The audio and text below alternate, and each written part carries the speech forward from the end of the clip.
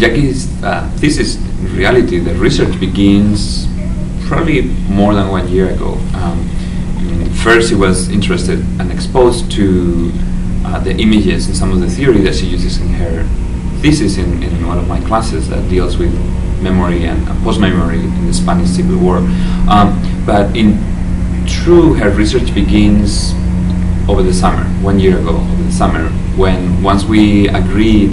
that she was going to write a thesis and she had a theme, we draw a bibliography and a number of texts that she needed to get familiar with and start preparing her research. So basically, before she starts her senior year, she's already working in Berkeley Library, preparing her thesis with this list that we have draft of what we consider key text for this thesis, which obviously over time is a list that evolved. I think that going into my defense, I was preparing myself for maybe a couple of more attacks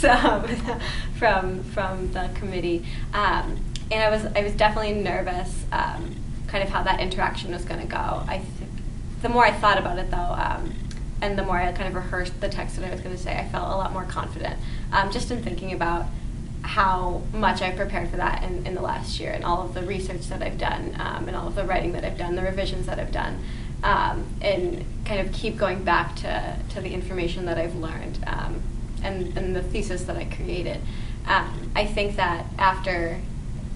I can basically say I've worked on it for like 2 years, since sophomore year, when I started reading about photographic theory, and that was my first interaction with one of the images that I studied on Luciano. So since that point,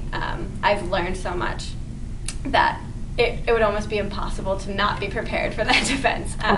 I think that I was definitely, just because of the nature of the defense and the fact that kind of everything rides on that, like how that goes, like after the reading and how you're presenting yourself. I was